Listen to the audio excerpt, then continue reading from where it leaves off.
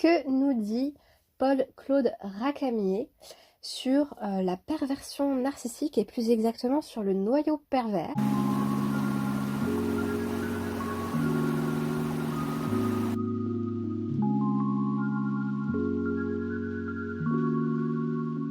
Welcome back mes belles lumières et bon retour sur cette chaîne. Vous êtes ici sur la chaîne Alice Light, les enfants de la lumière. Une chaîne dans laquelle j'ai décidé de témoigner de ce que j'ai vécu en tant qu'enfant de parents narcissiques. Quelles blessures, quelles choses vit-on quand on est l'enfant d'un dévoreur d'âme? Mais aussi sur cette chaîne vidéo, vous pourrez retrouver des outils et bien entendu des informations qui concernent aussi le dévoreur d'âme. Et sur cette vidéo, vous allez avoir la deuxième partie de ce qu'est la perversion narcissique selon le professeur et psychanalyste Paul-Claude Racamier, qui est l'une des personnes qui a mis ce terme à l'honneur dans les années 80 et qui a décidé d'en parler davantage dans sa conférence appelée Décervelage et perversion dans les institutions. Donc on parle bien d'institutions. Si vous êtes nouveau et que vous ne me connaissez pas sur la chaîne, eh bien déjà merci d'être présent et merci pour tous vos commentaires et les abonnements qui arrivent. Vous êtes de plus en plus nombreux sur la chaîne et ça me fait vraiment plaisir. Ça me donne envie de continuer cette chaîne parce que c'est vrai que sinon ça n'aurait pas de sens. Paul-Claude Racamier nous dit que le noyau pervers, c'est quelque chose qui s'installe dans un groupe ou dans une institution, de la société tout entière. Ça veut dire que ce noyau pervers, finalement, quelque part, il n'existe pas tout seul. Déjà, il n'est pas individuel. Ce noyau pervers, je parle bien dans le cas des institutions. Pourquoi je vous parle des institutions? En gros, pourquoi je vous parle des groupes? On va parler, là, il utilise le terme institution, moi je vais parler de groupe. Parce que le pouvoir installe le dévoreur d'âme dans un endroit, il l'installe dans un lieu où il y a des gens. Il l'installe là où il y a les autres. Et les autres, il n'y en a pas qu'un. En général, ça s'installe avec une personne si vous êtes le conjoint, mais ça ne s'arrête pas à votre relation amoureuse. Comment ça se fait que les dévoreurs d'âme ont des enfants? Parce qu'ils ont besoin d'installer le noyau pervers dans une dynamique organisée et durable. Quel est le moyen le plus efficace d'avoir une organisation familiale dynamique et durable? C'est de concevoir, d'avoir non seulement le petit copain ou la petite amie sur laquelle le dévoreur d'âme va utiliser en fait toutes ces techniques de manipulation et sa perversité pour dominer cette personne, pour pouvoir instaurer aussi son narcissisme, car je le rappelle, si vous avez vu ma vidéo « Es-tu un Batman ?», cette vidéo j'explique que le Batman n'existe pas s'il n'y a pas de Joker, le Joker n'existe pas s'il n'y a pas de Batman. Et vous êtes ce Batman, ou pas, enfin j'espère que vous l'êtes plus, mais tout ça c'est important à comprendre. Sans l'institution, sans la notion de groupe, de famille ou de société, le dévoreur d'âme n'a pas sa place parce qu'il est narcissique et qu'il a besoin des autres pour être narcissique. Être narcissique tout seul, il ne peut pas corrompre et il ne peut pas avoir de proie parce que c'est un prédateur et il a besoin des autres pour exister. D'ailleurs, juste comme ça, vous avez sans doute vu avec moi le trouble de la personnalité antisociale et le trouble de la personnalité du psychopathe. C'est aussi l'une des grandes différences, c'est que le sociopathe est tellement impulsif que c'est difficile pour eux de garder un travail et d'avoir une famille, de garder un conjoint et d'établir une famille. Et là, c'est une différence avec le dévoreur d'âme, parce que le dévoreur d'âme, il a besoin d'un organisme vivant, d'une dynamique de groupe et de quelque chose qui tient dans la durabilité pour pouvoir assouvir ce qu'on appelle sa prédation, parce que c'est un prédateur. Sans ça, en fait, il perd tous ses moyens d'appui, quoi. Il perd un endroit où appuyer son narcissisme et sa perversité, vous comprenez? Que nous dit Racamier à ce sujet? Je cite: il me semble que les institutions, ou les groupes, les sociétés, les familles, comme vous voulez, les plus susceptibles d'être attaquées sont celles qui sont les plus prodigieuses, les plus créatives, je dirais les plus juteuses. Fin de la citation. Pourquoi est-ce qu'il nous dit ça? Parce que, comme je viens de vous l'expliquer, c'est un prédateur, d'accord? Et le noyau pervers du prédateur, c'est d'aller déguster ce qu'il y a de plus délectable et non pas ce qu'il y a, à la portée au premier venu. C'est pas comme ça que ça marche. Et là, ça va vous réveiller. Pourquoi ça va vous réveiller?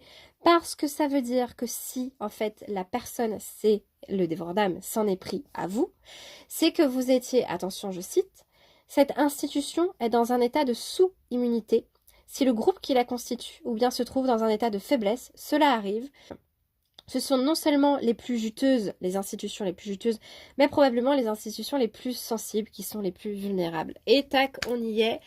On rentre dans le creux du sujet, du lien entre l'hypersensible et le dévoreur d'âme. Et oui, je vous avais dit qu'il y avait un lien entre les deux, que j'étais pas forcément totalement d'accord avec ça parce que il n'y a pas que les plus sensibles qui se font attaquer, il y a les gens qui ont des capacités extraordinaires, donc autrement dit, si vous avez une très mauvaise estime de vous, que vous n'êtes pas un hypersensible et que vous avez des compétences, vous pouvez être la proie idéale du prédateur, du dévoreur d'âme. Mais si aussi vous êtes un hypersensible, vous serez une proie idéale parce que tout ce qui contient une puissance de créativité, plus vous avez de puissance en vous, de potentiel en vous énergétique, de potentiel de sensibilité, de potentiel de création, parce que pour moi, il s'agit avant tout d'un potentiel de création, plus vous serez la proie idéale pour le dévoreur d'âme, et vous serez une institution parfaite pour en fait être détruite. Attention, on va aller plus loin dans le noyau pervers que nous décrit Rakamier.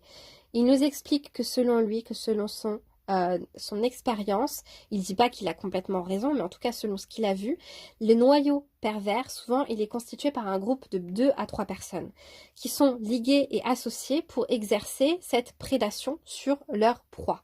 Qu'est-ce que ça veut dire? Ça veut dire, dans ce qu'il dit là en tout cas, les tendances qu'il y a pour qu'il y ait quelqu'un qui soit un pervers narcissique qui agisse dans une entreprise, c'est que souvent, en fait, il agit pas tout seul. Il agit en lien avec une ou deux personnes. Et c'est intéressant parce que oui, c'est tout à fait ça. On retrouve cette notion-là dans le triangle de Karpman, où le conjoint est à la fois la victime, mais parfois devient le complice et le persécuteur du dévoreur d'âme. Qu'est-ce qu'il veut dire en fait? Il veut dire que la perversion narcissique, je cite, ne se fait pas à une personne seule, elle nécessite un entourage, elle nécessite un milieu social, c'est absolument nécessaire. Fin de la citation. Sans vous, le dévoreur d'âme ne peut pas exister et ne peut pas vous décerveler, ne peut pas avoir de la puissance, de l'emprise, de la perversion sur vous si vous n'existez pas. Donc qu'est-ce que ça veut dire? Ça veut dire qu'une partie de vous, aussi inconsciente soit-elle, et là attention, ça va pas être agréable à entendre, participe, ouais, je sais, c'est dur, participe à la relation avec le dévoreur d'âme. Ça veut dire qu'une partie de vous est complice, ça veut dire qu'une partie de vous se laisse faire, ça veut dire qu'une partie de vous accepte la relation. Je sais, c'est très dur à entendre et c'est très dur à accepter. Tous ne peuvent pas l'accepter. Mais si vous avez été en lien avec un dévoreur d'âme, conjoint ou un parent, bon, le parent c'est un peu différent parce qu'on est issu d'une relation. C'est-à-dire que dans mon cas, c'est mon père qui a accepté et toléré que cette relation entre lui et le dévoreur d'âme existe et persiste et continue. C'est-à-dire que s'il y avait mis fin, s'il n'avait pas montré qu'il était nécessaire dans la relation d'exister auprès de ce dévoreur d'âme, auprès d'une personne qui le détruise dans son estime de lui et dans toutes ses notions financières, matériel, amour de soi, relation aux autres, s'il n'avait pas laissé cette personne avoir accès à tout ça, ben moi je serais pas née en fait. Et j'aurais pas subi les dégâts de la relation avec un parent dévoreur d'âme. Et c'est arrivé parce que mon père a entretenu et accepté que la relation, elle existe. Parce que cette relation ne devrait pas être entretenue. Cette relation ne devrait pas être acceptée. On ne devrait pas accepter qu'une personne nous traite comme ça. Et ça, c'est extrêmement important à vraiment conscientiser parce que c'est ce qui vous amènera à vous libérer quand vous aurez accepté que oui, vous avez participé à la relation, que vous avez laissé un dévoreur d'âme vous traiter comme ça. Oui, vous l'avez laissé vous traiter comme ça et vous avez participé à la relation. C'est dur d'accepter cette notion, de se dire que oui, vous avez gardé ce lien à l'autre alors que ce lien vous faisait du mal.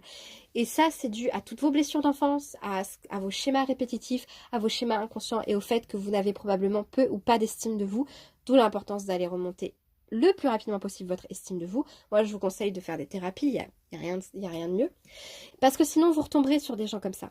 Que nous dit Rakamier sur ce noyau pervers, c'est qu'en fait, il va essayer de gagner l'entourage. Et vous avez remarqué à quel point l'un des masques, c'est le masque du charmeur. Ils vont aller jusqu'à faire croire qu'ils sont importants, qu'ils sont utiles, qu'ils sont bienfaisants, qu'ils sont bons, là où c'est pas le cas, parce qu'ils ont besoin de gagner le cœur de l'entourage pour pouvoir exister, parce qu'ils ont besoin d'un entourage, d'une société, d'un milieu social pour exister et pour asseoir leur domination et leur prédation.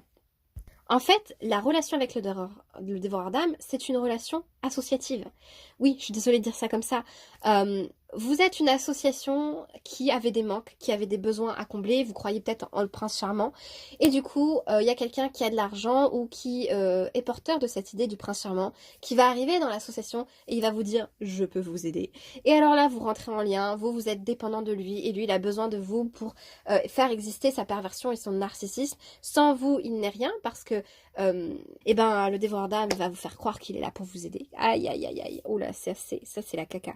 Cacastrophe, catastrophe, grave catastrophe. C'est comme s'il y avait une sorte d'alliance inconsciente, non volontaire de votre part. On est sur de là. Vous n'êtes pas du tout volontaire, mais elle est inconsciente. Quand on est dans une association, on accepte les dons. On va pas les trier. Vous voyez, on ne trie pas. On ne trie pas la personne qui nous offre de l'aide. Bah, malheureusement, quand vous n'avez pas d'estime de vous, quand vous ne reconnaissez pas votre valeur, vos compétences, vos qualités, que vous n'acceptez pas vos défauts, que vous ne vous aimez pas assez pour comprendre que vous avez le droit de choisir qui entre ou pas dans votre vie, vous avez le droit de dire non à des personnes qui vous maltraitent, et ben vous acceptez tout et n'importe quoi, comme dans une association, mais attention, une association c'est fait pour aider. Et donc vous allez avoir une alliance inconsciente avec avec ce genre de personnes en fait. Et donc ce noyau pervers, ce qu'il nous dit, ça veut dire qu'au niveau de votre couple, quand vous avez une personne, un dévoreur d'âme qui s'adresse à vous, vous avez probablement des sentiments d'insécurité, des sentiments où vous vous sentez peut-être menacé ou blessé dans votre intériorité, mais vous n'en avez pas conscience, parce que ça, on n'en a pas conscience quand on les rencontre.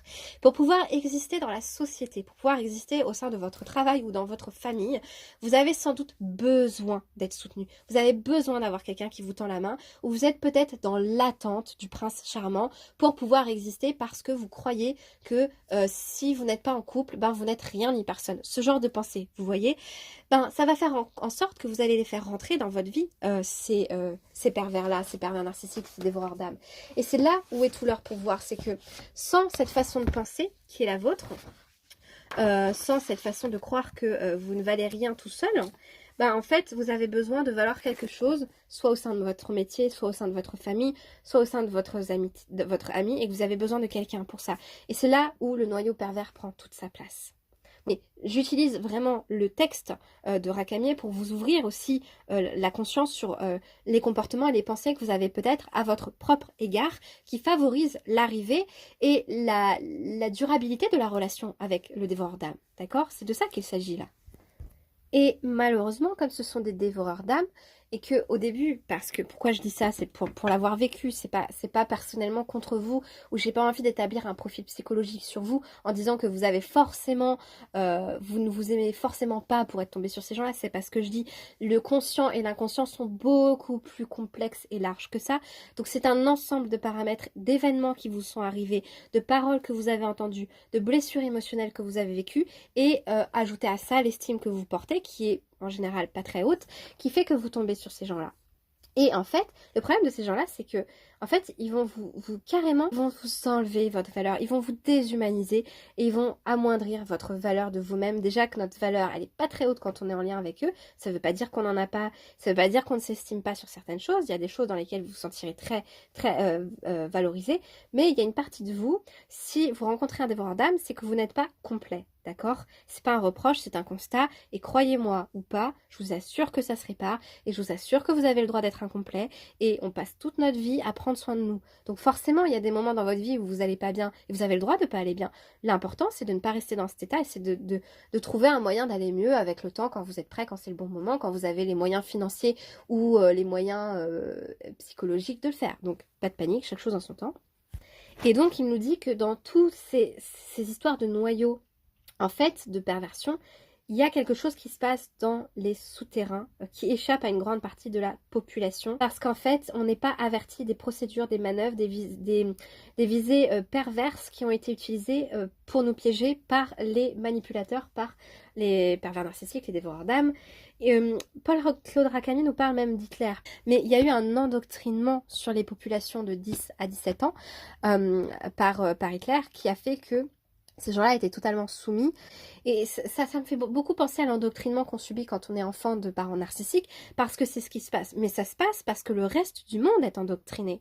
Ça se passe parce que toutes les sociétés ont accepté les discours, les pensées et les comportements manipulateurs de manipulation du dictateur. Le dictateur étant le dévoreur d'âme. Je dis pas qu'Hitler était un dévoreur d'âme, je fais un parallèle. Vous comprenez, c'est un parallèle. Et donc, c'est important de conscientiser que si l'enfant d'un dévoreur d'âme subit, c'est parce que le parent a accepté de subir. D'accord? Il y a une acceptation qui est faite quelque part. Je sais, c'est très dur. Mais moi, je vous le dis, en tant qu'enfant de parent narcissique, à un moment donné, j'ai accepté que ma mère me traite comme ça.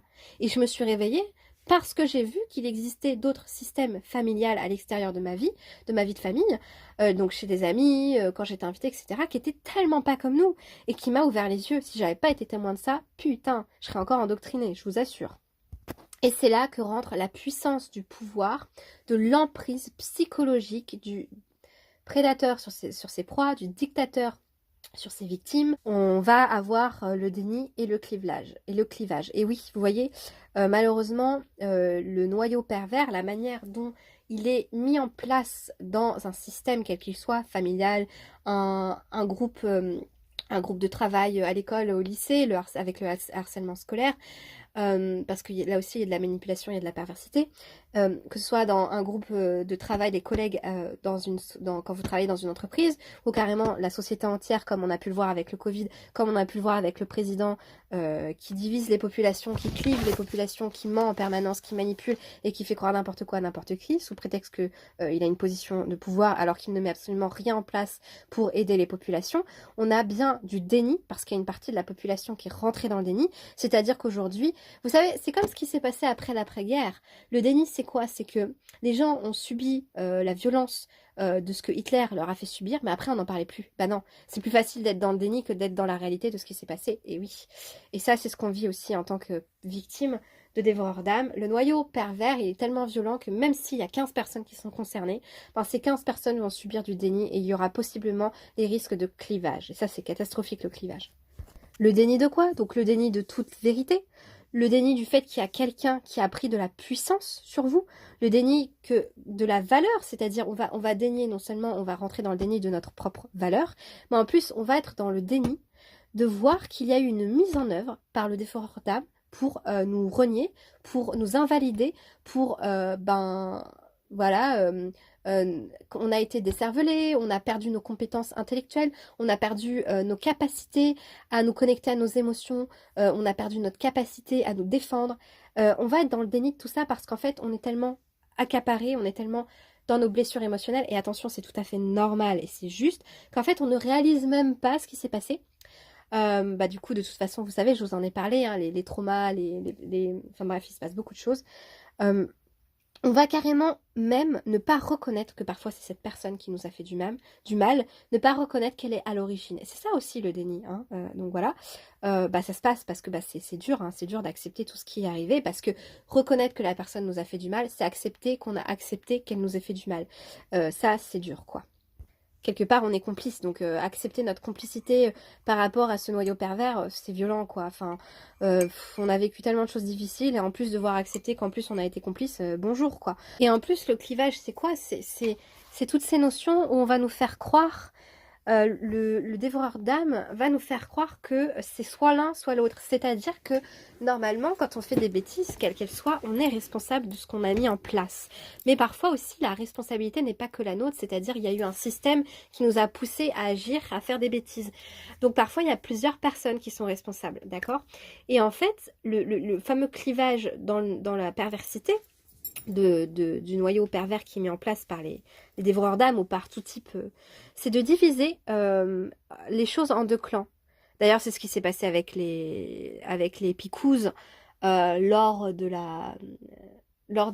gouvernements. Désolée, j'essaie de ne pas me faire effacer ma vidéo en disant ça. Vous avez compris de quoi je parle, ce qui s'est passé en 2020. Il y a eu une division générale. Ceux qui ne se faisaient pas picouser étaient les mauvais. Ils étaient les méchants de l'histoire. Parce qu'il fallait qu'il y ait un méchant de l'histoire. Parce que tout le monde est méchant ou est bon. Mais il n'y a pas de nuance. Or, c'est faux. C'est tellement faux. C'est tellement faux. C'est du cas par cas. Les mensonges d'une personne au pouvoir vous ont fait croire que c'est tout ce qui existait. Que les seules choses qui existaient, c'était le bien ou le mal. C'est ce qui s'est passé avec Hitler. C'est ce qui s'est passé avec les mesures sanitaires qui nous ont été données, et c'est faux. Heureusement, il y a des gens qui ont compris qu'il existe ce qu'on appelle l'intelligence sociale et émotionnelle. L'intelligence sociale et émotionnelle, c'est de prendre en compte ce qui se passe chez l'autre, de considérer qu'il y a plusieurs paramètres à prendre en compte, et qu'il n'y a pas juste les bons et les mauvais, les picousés ou les pas picousés. Sauf qu'avec le dévoreur d'âme, c'est ce qui se passe. Alors attention, je dis pas que les personnes au gouvernement sont des dévoreurs d'âme, bien qu'il y en a à mon avis. Et le problème de ce clivage, et c'est là où toute la perversité prend sa place, sa position, c'est que non seulement les dévoreurs d'âmes prennent plaisir à faire du mal, mais ils prennent plaisir à diviser, parce que quand ils divisent, qu'est-ce qu'on dit? Eh oui, il faut diviser pour mieux régner. C'est ce qui se passe dans toutes les familles de dévoreurs d'âmes. Que vous soyez le parent, que vous soyez les enfants, c'est exactement le plan qui est mis en place par le dévoreur d'âmes pour asseoir son autorité, son pouvoir, son emprise et sa perversité dans la famille. Et ça a été repéré par Paul-Claude Racamier, mais aussi par Freud et par plein d'autres gens, je pense, qui sont dans le métier, que la perversité du clivage, c'est de faire croire que c'est ta faute ou c'est la faute à l'autre. Donc, il n'y a personne qui me prend ses responsabilités, il n'y a personne qui n'assume ce qui s'est passé, et il n'y a personne qui peut proposer des solutions puisqu'on est dans le conflit. On est dans le conflit, dans la division, dans des mécanismes internes de division dans le milieu social. Et ça, c'est terrible parce que c'est ce qui amène à l'adversité, et l'adversité empêche l'association entre deux individus pour résoudre un problème. Vous comprenez ce que je veux dire? Et donc, si vous êtes dans une famille qui est déjà fragmentée, où il y a déjà des conflits, où il y a beaucoup de divisions, rentre dans le danger. Le danger de quoi? Du fait que plus personne ne fait confiance à personne, c'est-à-dire que, en fait, il y a une division, pas juste au niveau de la parole, au niveau des actes, c'est carrément les gens n'ont plus confiance en les autres, donc il n'y a plus de communication. Et ça, c'est un risque énorme.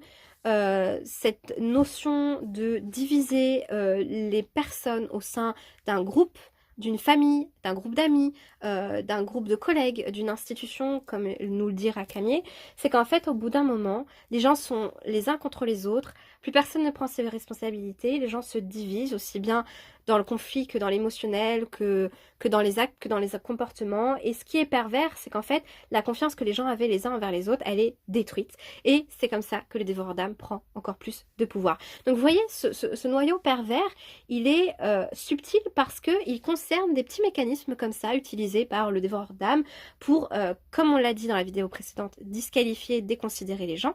Mais là, en fait, on va surtout détruire l'ensemble des personnes.